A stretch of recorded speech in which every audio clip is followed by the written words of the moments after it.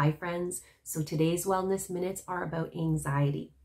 Now, everyone is having huge heightened anxiety right now. I mean, the world that we're living in right now is pretty crazy, crazy times. However, it is relevant to everyone's personal experience, and so there are 3 physical things that will benefit everyone. The first one is sleep.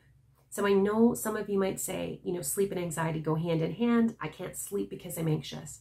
And while I understand that, I'm talking about the physical things. So are you logging enough sleep hours? Are you getting to bed at a decent time? Or are you staying up till 1 or 2 in the morning, going down a social media wormhole or looking at the news and the media and what's going on in the world and busying your mind with some thoughts right before you sleep?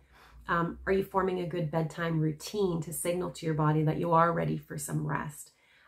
Because if you're going to bed late, and your alarm's going off at 6 in the morning and you're only logging 4 hours of sleep on a regular basis, you really can't expect your body to function optimally. Your nervous system, your adrenals, everything is going to start to take a toll if you're not getting enough sleep.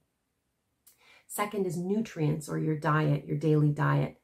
Again, I understand the need for comfort food and that people are turning to less than desirable food choices, especially if their daily routines have changed.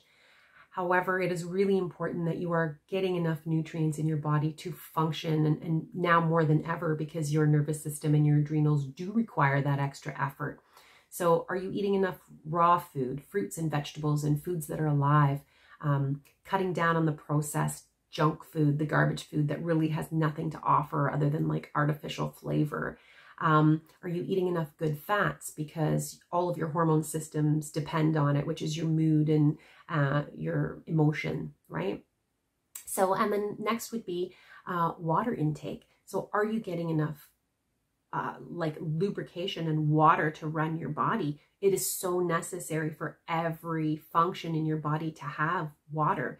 And water is H2O, so it carries a ton of oxygen, which is obviously life-giving and essential for us. So those 3 things are really important. Likewise, when you're going to sleep right now, I know there's a lot of ruminating thoughts going on, and that could be a whole other video for a whole other time. But I did want to say that perhaps it would be beneficial to keep a pad of paper beside bed, because at least you can write down your thoughts of the things that you don't want to forget.